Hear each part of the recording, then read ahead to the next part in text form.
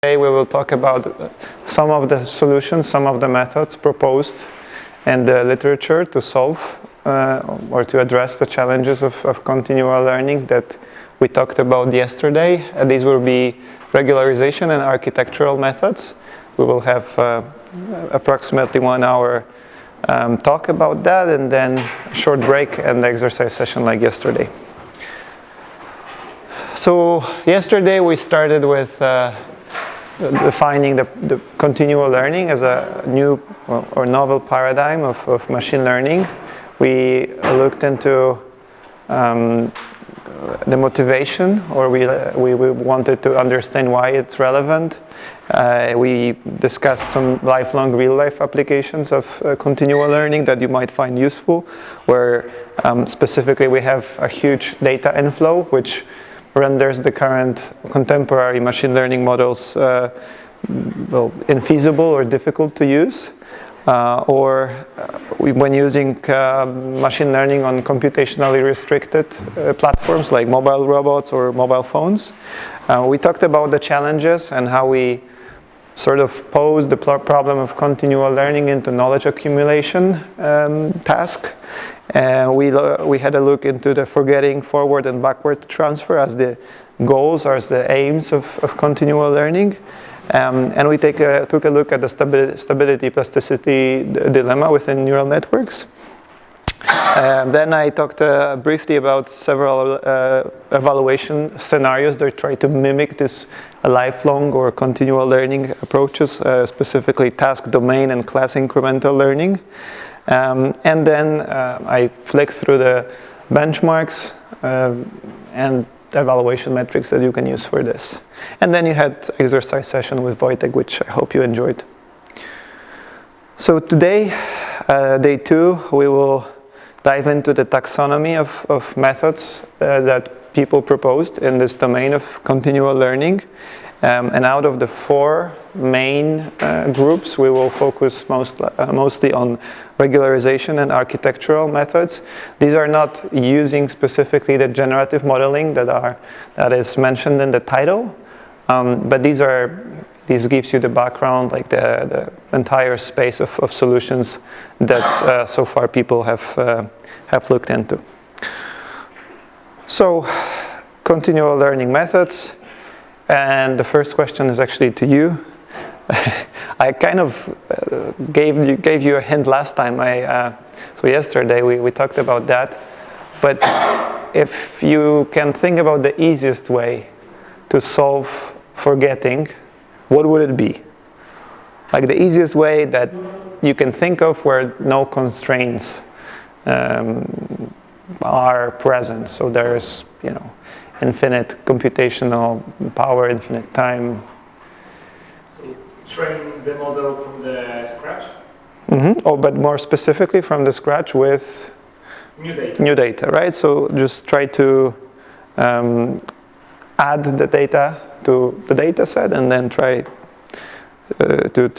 replay or, retrain the entire model from scratch. Exactly. So this is actually the full replay scenario in continual learning, and what it means is that every once in a while you keep on accumulating the data and you retrain everything from scratch. You can obviously put the different frequency of those updates. You can do it more and less often. That's a parameter that you can tune, but this is probably the first thing and the simplest solution that everybody could look at. Can you imagine, or can you define the downsides of this approach? Like the problems that we have? If it's a complicated model, it takes a lot of time. Good. Anything else? It's also hard to go Mm-hmm. Like, what do you mean by hard? What do I mean by hard? You said that it's hard to have new data, or? Yes. Mm-hmm. So it's difficult. Why is it difficult? No, there are many reasons. For example, I'm not sure if I can come up quickly. But it's hard to get it, or to store it, or to train with it? To get it. To get it. Oh, okay. Like to collect it, you mean? Okay. Yeah, so registration, surely there are challenges, but in this setup we assume that it's not the main problem with getting the data. It's more how you store it and how you make sure that it's, placed in one memory buffer or so.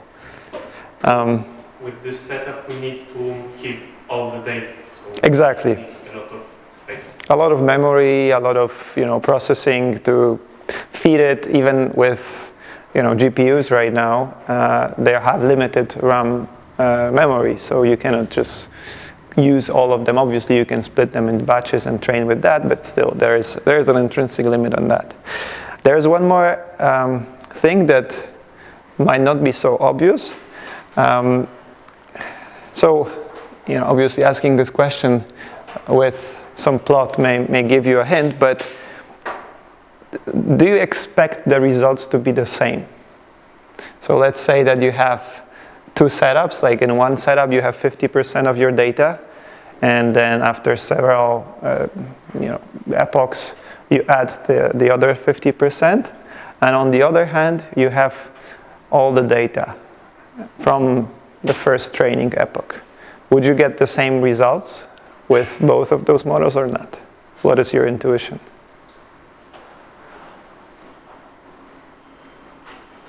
Do you understand the answer or the question, or? I believe that if at first we show only part of the data, only then we introduce the other part, then we kind of introduce a bias by the first part of the training. Very, very good intuition, and that would... so it would worsen the results. Correct. So this is actually what you see in this slide. On the left, you see the training accuracy on two scenarios. One where you have in blue start with 50% of cipher 10, and then the next 50% is added. In orange, you see the full data set shown to the network straight away. This doesn't look different on the training. You see that we get to 100% accuracy on both of those scenarios. However, when you look at test accuracy, they differ. The blue line is lower, which means that you have exactly observed this stability plasticity dilemma or trade-off in practice. The network is already kind of biased towards a certain, you can think about it as a certain part of the parameter space, and then it's hard for it to get out of this minimum, and therefore the results are worse on the training or on the test data set. So it doesn't work. So this simple strategy won't work. The next slide is about the taxonomy of how people try to approach it, but I wanted you maybe to give some hints on how, more fancy ways than just replaying all the data. What comes to your mind? Let's say that you have this problem that we set in yesterday's lecture. You want to update the model. I gave you a kind of a little bit of overview of what sort of inspirations we can get with the models, but what would be the way that you would like to approach this problem if you have limited memory now, let's say? One way would be to store some part of the examples and then remind ourselves about these examples. Very good. And it would be just like fixed size of the data set. So we had multiple steps which discard some part of old examples and replace them with new examples. So it will be doable with fixed size memory. It still should require, it still would require some noticeable memory, like something that is able to store enough examples for us not to bias the model to our command. Yeah, very good. But we can just stop at that point because that's one of the groups that we will use. So it's like replaying the data from the past. Let's call it this way. We'll dig into that in a little bit. Any other ideas on how we can help the model to get this new knowledge? You can have separate models. You can have separate models, that's true. That's like separate for each task, Yeah, you mean? or we can share some part, but not full network. We can share some initial part of the network for embedding, but not the full. Exactly. So it should also have the remaining part as well, so we don't lose the expression of the initial number. So if we share some words, we probably should have the remaining buffer. So I think you're hinting towards like architectural methods, which kind of play with the architecture of the model. So it gets bigger and bigger, or it gets modified in a sense, the structure of the model with the new tasks being addressed. Yeah, very good. That's already 2 out of, well, 3, 4. So you're almost there. Any other ideas? Maybe a hint that I kind of talked about the whole reason why we do observe catastrophic forgetting in terms of gradient descent. Do you have any idea where a third group of solutions may come from in this, given this problem? I guess we can impose less regularization. Voila, so this is the third, and now with this I guess I can move to, if you did unlocked all 3 levels, so we have regularization, rehearsal, and architectural strategies. These would be like 3 main groups. There is a subcategory within rehearsal that allows you to use not only data but generative models, but that's pretty much the entire space that people are looking at right now. So within regularization strategies, and here we will talk about learning without forgetting, LWF, EWC, and then we will move to architectural strategies where we will discuss progressive neural networks, rehearsal strategies, and well, both generative and memory-based rehearsal we will cover tomorrow. This is another way of displaying the methods, and also at different points, as you know, this is a fairly vivid space of machine learning, so there's a lot of models coming up pretty much every day, even, you know, last month, no, actually this month, I would say, like Wojtek still owes me a review for a conference that is organized specifically for continual learning methods, and this is the first edition of this conference, which also shows that the field is starting to I say mature around the methods and problems we face here. So one thing that you may be or you should consider important from this slide is that the split between the categories or the taxonomy, first of all, it's dynamic, but also there are methods that have hybrid motivation, or they come from 2 different or even 3 different groups. So it's not like there's only regularization, only rehearsal, especially the new models and new methods, they start to draw inspiration from all of those. Okay, a more detailed taxonomy would, on top of this replay method, regularization-based method, and parameter isolation, which is also called, I prefer to use architectural, but parameter isolation is another way of looking at it, is based on the rehearsal, pseudo-rehearsal, constraint, data focused, prior focused, fixed network, dynamic architectures. I mean, there are multiple ways that you can still group. People are trying to make those as close and as intuitive as possible. But it's, you know, again, very active. The papers are showing up every month or so. So I wouldn't be too focused on you know, remembering all of those. Now, the evolution of the method is at least for me, it was not so intuitive. So people started first with the architectural methods, kind of like the second one that you mentioned, not the ones with the replay. The replay was later introduced, so playing the samples from the past.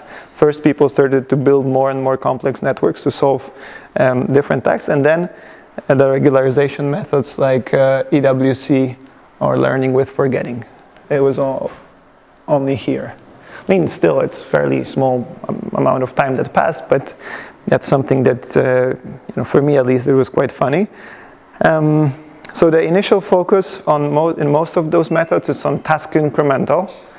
If you remember from yesterday, the task incremental learning means that you know which task you are, and you're given this task sort of as a part of your data, which right now, it seems that it's not a real life use case. In real life, you don't really know which tasks you are asked for or in which task you are, especially at the test time. You just want to acquire the knowledge, and then, I mean, you have some intuition, like when you're looking at, let's say, languages, that now people are talking in Spanish to you, or French or English, but there are a lot of cases where this split between tasks is not obvious, and now this is much more challenging, where you need to figure out which task you are in. So that's where the field is going towards. And then as a current trend, I would say there are more and more complex and hybrid approaches showing up, and not just coming from one specific strategy or one specific group as such. Okay, so I think one of the important parts, especially when working in this field before proposing a new method, is to define the baselines. So something that we started to do today, like what is the easiest way to achieve the same goal that you would get if if you don't have any constraints on the memory, if you don't have any constraints on the computational cost, and so on, right? So we use baseline methods both for sanity check, if our method is the method that we propose is really better, as well as just to get some sort of a control mechanism to verify our assumptions. So you mentioned one baseline, which is multiple models. And every single task has a new model. Another baseline would be this fine-tuning of samples, or fine-tuning of model every single time we get more and more data. This covers, I would say, like the naive fine-tuning baseline and ensemble. The difference with ensemble is that either you create a specific model for a specific task and you feed this model, or you know which model you use for a given task, or you use some sort of a heuristic or ensemble voting on which model should be used for a given task. So these would be two baselines. There's obviously the offline baseline, which is like upper bound of everything. In real world, you would probably put like the entire data set instead of splitting. Like, let's say you're testing split MNIST or split omniglot, and then the baseline, the upper bound of your performance would be to feed the network with the entire data set without splitting it. So that's another baseline that you should look into when you're verifying the performance of your algorithms. And then cumulative, which is like for every experience, accumulate all data and retrain from scratch. This would allow you not to get into this problem that we saw in the previous slide, where you are biased by the data from the previous tasks. It will allow you to use the full potential of your data set, and that's also a baseline that we use. And now the strategic choices on your implementation. Do you use training from scratch, or do you use some pre-trained models? Like, training your ConvNet on ImageNet. It's open. I mean, you can use both of those. It's not that relevant to continual learning per se, because in continual learning, the more focus you put on the temporal modification and the differences in temporal performance, but still, it can influence your results. So you need to remember what setup you used, and ideally, if you compare your methods to the others, you use the same strategy.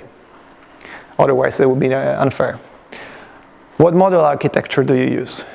That's another very I'd say, non-trivial question, like do you use ResNet with multiple layers or just VGG with, I mean, for images, obviously, for NLP, if, do you use some complex transformer-based, 50-layer network, or do you stick with something that you are fairly familiar with, but it's much smaller? How does it influence your results? It's hard to say, right? But the question that most of the reviewers would ask is like, are all the methods using the same architecture? And that's probably the main point of this slide, which is like, just be sure that you compare your methods in a fair manner when you're proposing new methods and when you're drawing some conclusions. Okay, so finally we're arriving at the part where we're going to discuss methods that are proposed in the literature, and they're fairly common now. I would say they're considered today used active solutions. First focus of the regularization methods was on studying the impact of different elements of the network, like somehow linked towards this architecture, activation functions, optimizers, how training parameters or features influence the ability of the network. So these were the first sort of steps towards understanding what's going on within the network that makes the catastrophic forgetting to appear. So people were looking at different, even like Goodfellow, who's, I didn't even know that he was looking into it, but 2015 he started looking into this problem. There's a Neurip's paper on that defines those differences, and people were basically identifying if, for instance, dropout is increasing or reducing the forgetting, is changing the learning rate somehow important, and so on. And this kind of led the way towards regularization, so L2 regularization, which all of the people who play with machine learning know as a method to make sure that your weights do not go through the roof. Like, this is a fairly common way of constraining your network to reduce the probability that the weights update will make this a specific parameter of the network go through the roof, right? So that's the mechanism that people use. So keep the weights close to zero.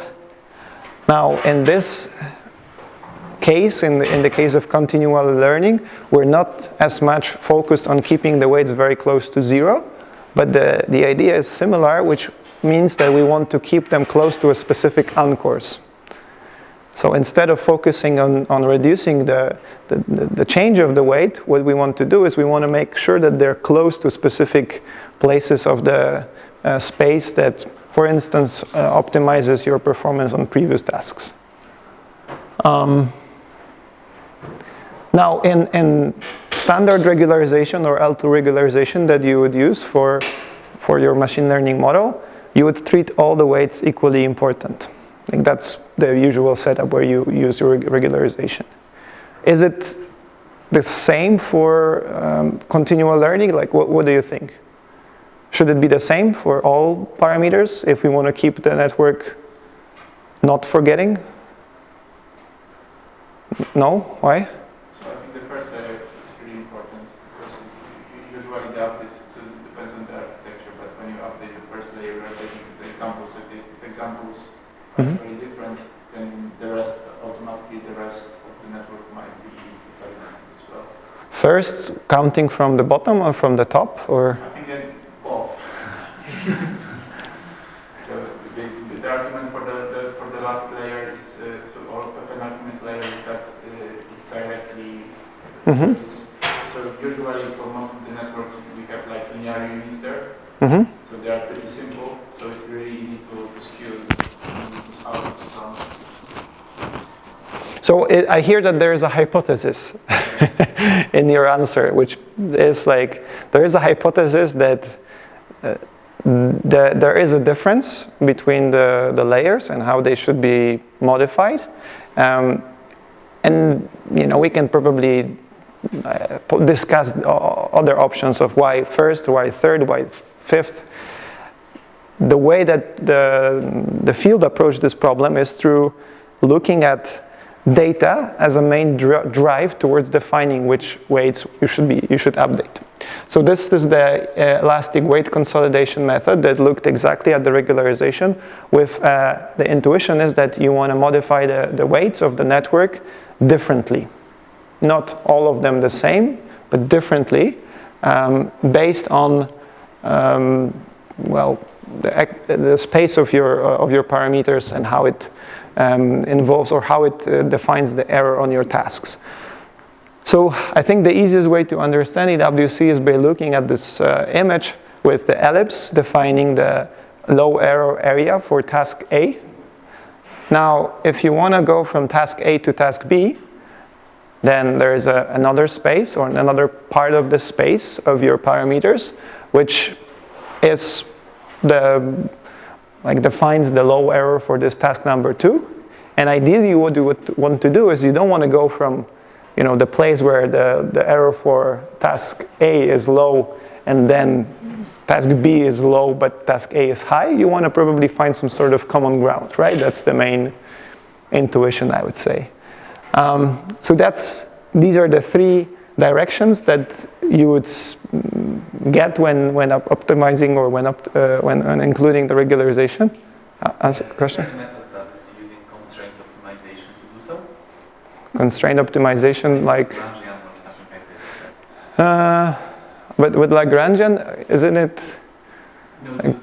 Is it applicable in gradient-based methods for that? Would you? It's applicable. You can Okay. Jacobian and calculate. Yeah, I think. It's quadratic. It's really slow. I think we're gonna get there. Like the way that you define the weights that you will change is based on Hessians. So that's probably something around the same direction. But that's on how you multiply or how you change the specific weights. This is the question, and then the fact that you use regularization, it's like fixed. Now the question is how you regularize specific weights or how you regularize specific model parameters, right?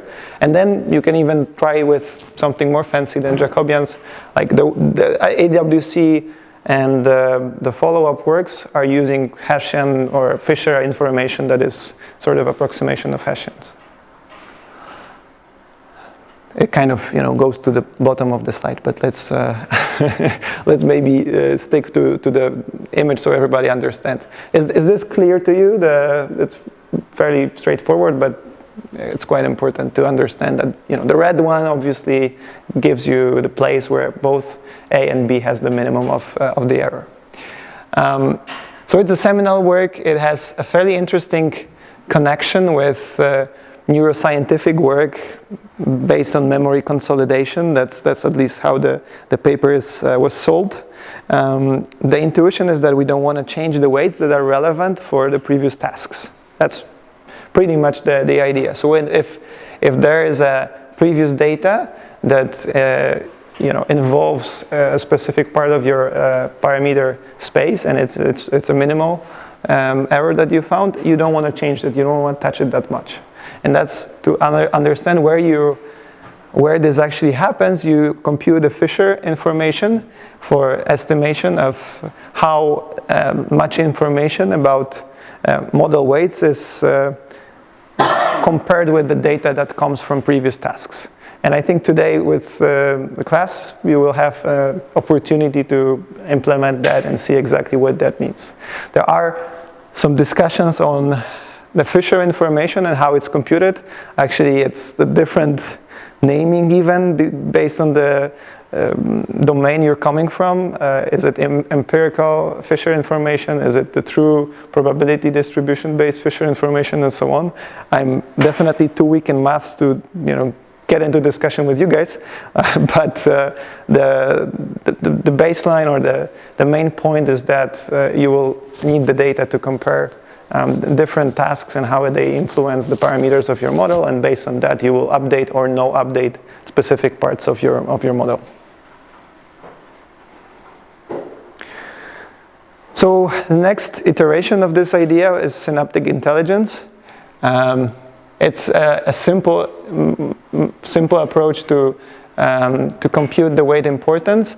The main difference is that you can use integration of differences in the loss function and not look at the Fisher information, which only occurs after a given task. Here you can look at how much the loss function is changed during training to define whether you want to keep this part of the parameter space constant or not. That allows you to basically update the model more quickly and do it in real time while training, instead of just waiting for the final line of a task and then computing Fisher information on this.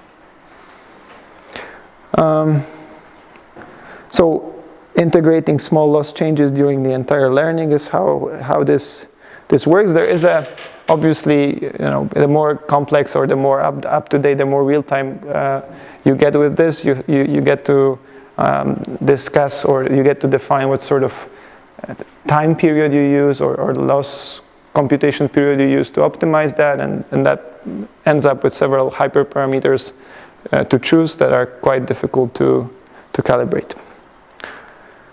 But the intuition is the same. Like you keep updating only the weights that matter, or that do not matter for the previous task, that matter for a current task, and you define this split based on loss changes.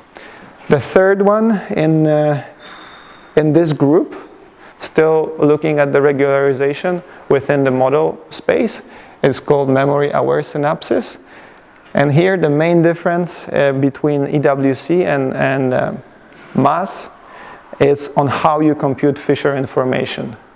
So if I understand that correctly, the difference is by applying or by looking at the squared gradient of the changes at the last layer coming from the data being processed by the network, and not looking at the Fisher information holistically, just by the squared gradient changes at the last layer. This is how you define which parts of the network are important or not.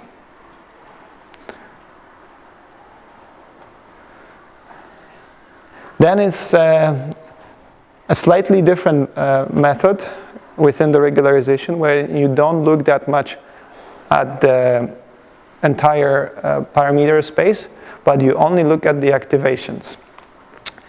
Are you familiar with model distillation maybe, or have you heard about distilling models? So the idea in model distillation is that you have a big network that has multiple parameters. It's trained on a big data set. It works well. It has high accuracy. And now you train a much smaller method. But what you're trying to make sure is that the smaller network gives you exactly the same activations as the big ones. So at the end of the day, you want to get the same activations. You don't care that much about the intrinsics of the model. In some sense, you distill the big model into something compressed, because at the end of the day, what matters is the last layer and what activations you get. Similar idea is used in learning without forgetting, which is that the regularization is based on the activations. So when you're moving from task 1 to task 2, what you want to make sure is that the activations that the network gives for the previous tasks are kept. So instead of anchoring the parameter space, you're anchoring the activations, and you try to reduce the chances that the activations on the previous task will go far away from what was there at the beginning. Originally, it's a fairly straightforward application of this distillation idea. The concept is to maintain the predictions on the new data. It was originally meant for task incremental learning, but it can be extended to more more scenarios, and it's fairly easy to understand, fairly easy to implement. I think that's it. So there is like the one-by-one recipe for this, but if you get the intuition, I guess you're able to recreate this model or recreate this approach from scratch.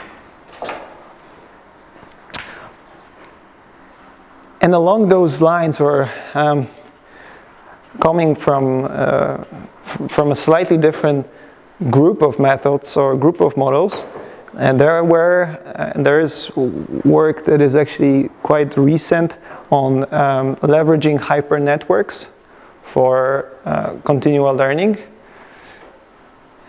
Again, hypernetworks, have anybody heard about those creatures or some? So the intuition with hypernetwork is that instead of training your final network model, you build a model that will build this model. So you make the outputs of your first trainer or the first base network to be the weights of your final architecture. So that's like a hyper networking effect. And here the idea is that we want to learn how to generate weights of a specific network for a specific task. It's kind of like this concept of building separate models for each task, but here you condition your network on the task ID. So it's very task dependent.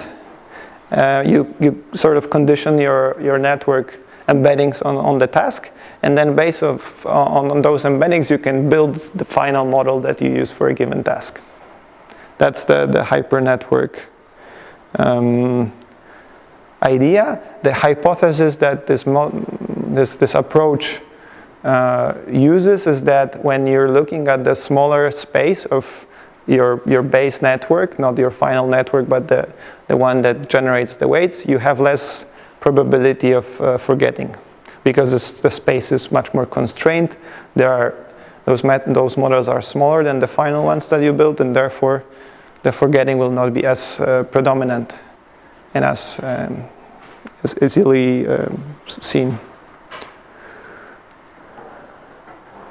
So, to summarize the regularization methods, it's quite elegant as a formulation, specifically because it is inspired by L2 regularization, which we know from other problems in machine learning and in neural network training. It basically ends up with adding terms to loss function, which is quite straightforward in terms of implementation. It's a step towards a more principled definition of continual optimization, and especially effective in like domain incremental scenarios and task incremental, obviously. It gives you also the understanding or a little bit more or deeper insight into how the gradient space of the parameters looks like in your model. So you are very much focused on this, model parameters, model activations, and so on. And in general, I think that looking into this problem of continual learning as a group, we kind of did a circle. We started maybe with EWC at the beginning because it's simple to implement. Then we did the entire tour around with like more complex models with like generative modeling and so on and so far. I would say that now we're kind of getting back to the regularization as such and asking this stupid first class questions. And not stupid, but naive questions about regularization, and that's why we believe that's quite relevant also to the field. Okay, so hypernetwork is sure. A question regarding the three methods for assessing flags importance, like using kwietnia, because do these methods work without other types of regularization, like Java or L2, because it seems like if network is not regularized before, then it might overfit the initial part of the data, and methods based such results. Is it true or do they work?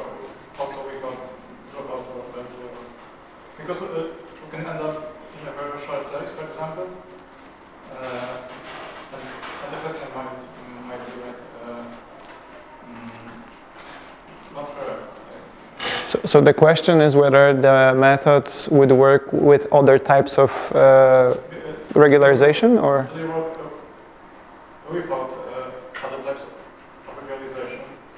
Without prototypes? No. Like for example, does EWC work without a dropout or vector, or does it fail? Because it seems like it should fail. Why it should fail? Like L2 around, so without the reducing, without keeping the weight small, is that? In every case we overfit to the first task and then we use Hessian to actually somehow lock the weights there. Can we learn something useful for other tasks if we just stick to this, let's say, local minima? Oh, I see.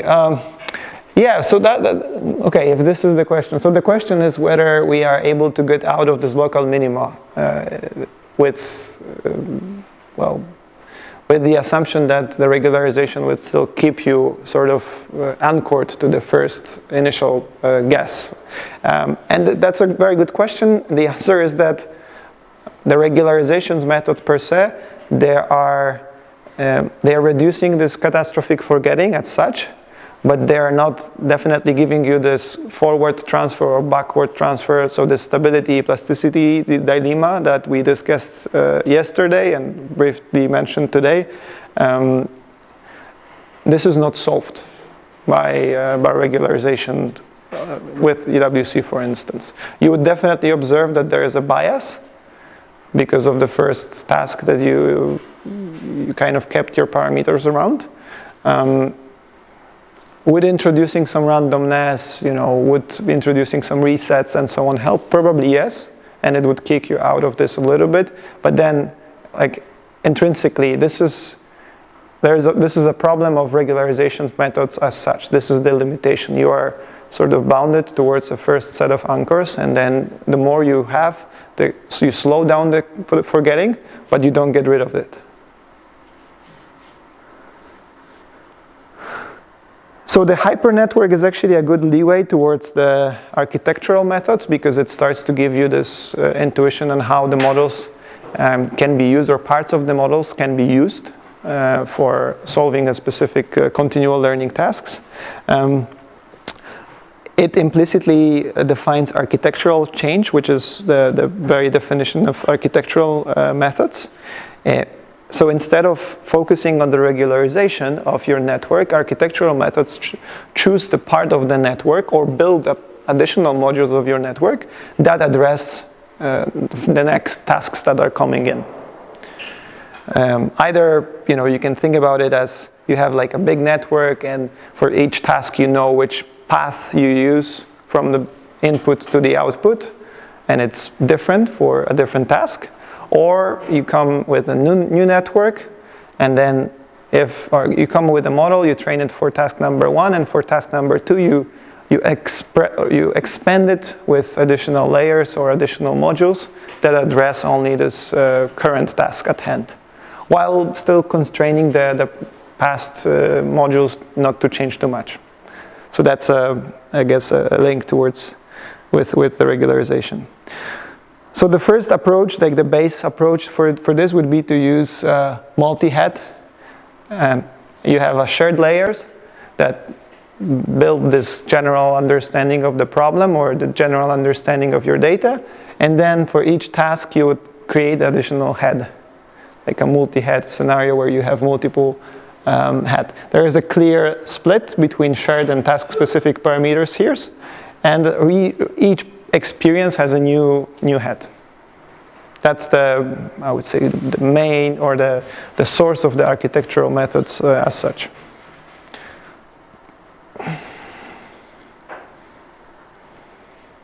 Oh, shoot. Wait, it should be. I don't know why it went over here.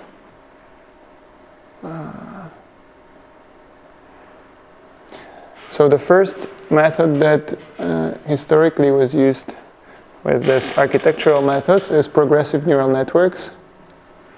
And that's the idea, the intuition is that you have a base model, and for each task you add a new column. So you have the first, say, layer of your model. You finish training it, you go to task number 2, and you add additional layer on top. And so for the next phases of your training, you add those adapters over here that let you use the previously learned weights and parameters. You, freeze them so that the first layers, the ones that you trained your model for before, that do not change that much. And by adapters, you make sure that you have enable this forward transfer of your knowledge.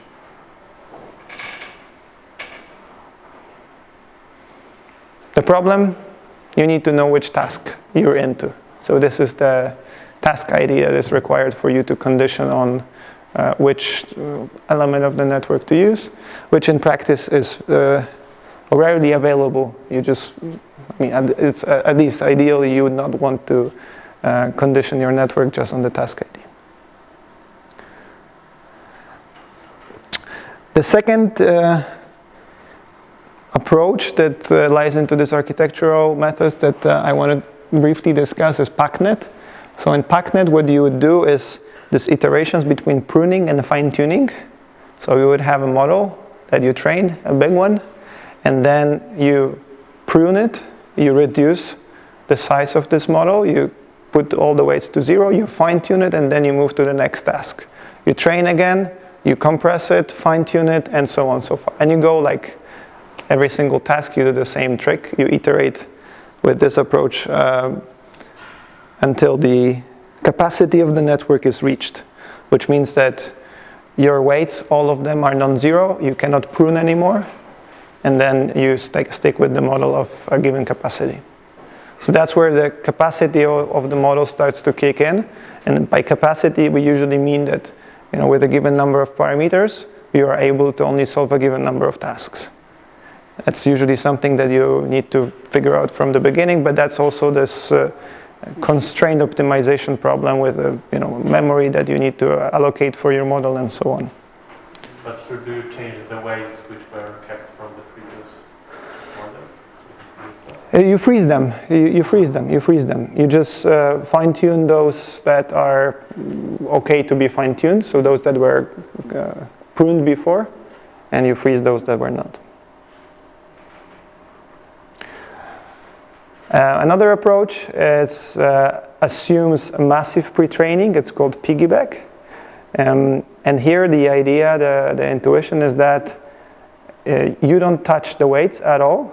You train like a big backbone model, like huge model, pre-trained on like ImageNet or other big data set. And the only thing you do is you mask the weights so that those that are relevant for a given task are used and the other ones are not. So in some sense, you think about this as a huge matrix of all the parameters with additional matrix of mask that you apply on your model and only use for a given task the weights that are non-zero.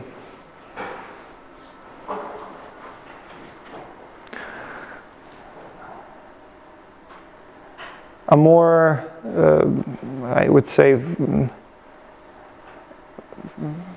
the same concept, more simplified, is when you use hard attention to the task approach, and there you don't use the masks on the entire space of parameters, but on the entire layers.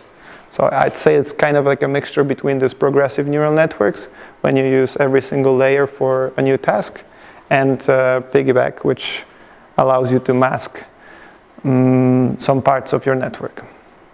Again, big backbone network and masks on top.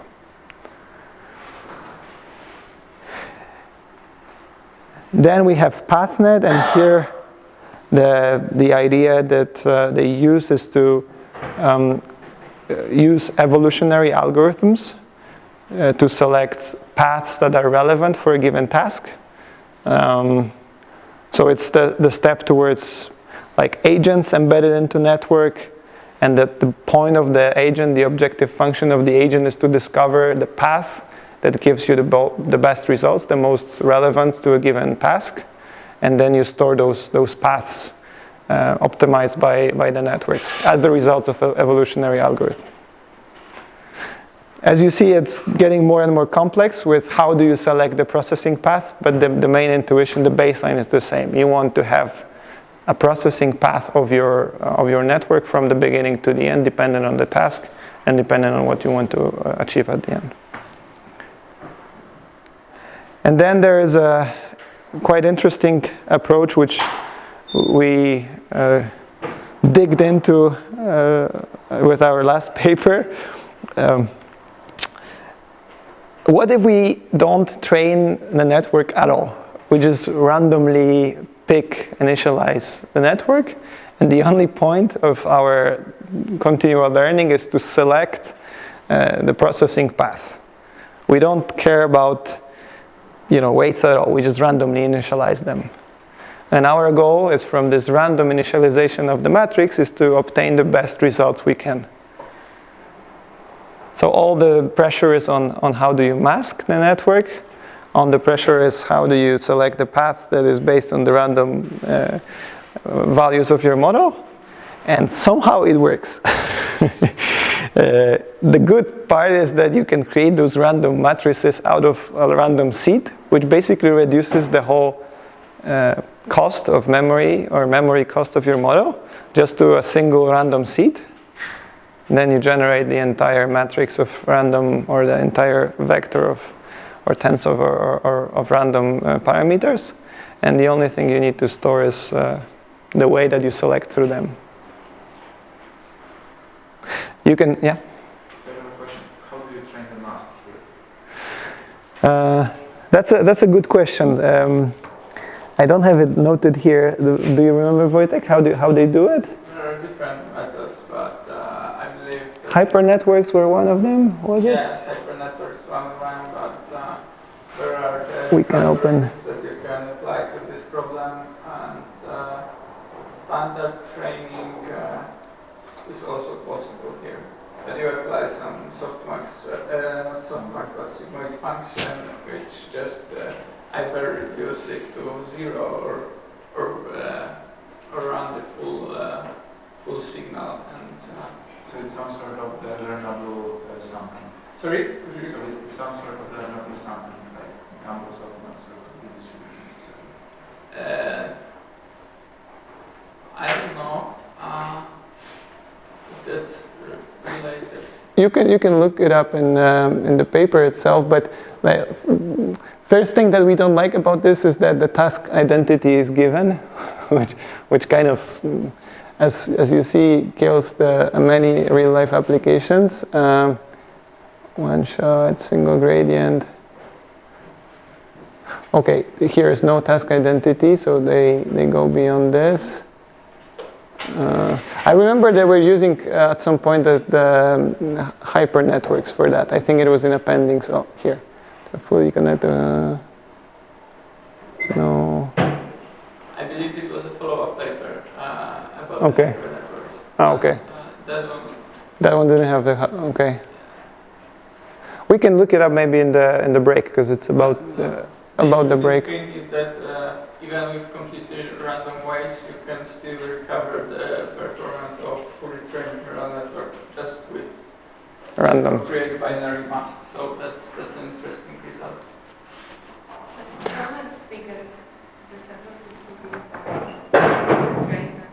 It doesn't have to be bigger at all. Just for any, yes. Let's take ResNet 18, and for that ResNet 18, which is randomly initialized, you can find a binary mask which you apply, and you'll obtain exactly the same accuracy if you would train the whole network from scratch. Okay. Given right binary mask, and that's the trick. So that question is actually why we learn networks at all, if we can find the binary masks.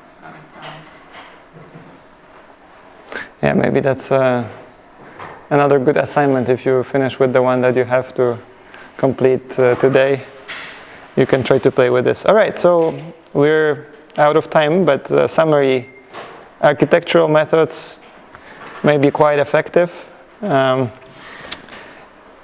It's not easy to perform the knowledge transfer and parameter sharing among them, but usually, you either freeze the parts of the network or you use this binary masking for obtaining that.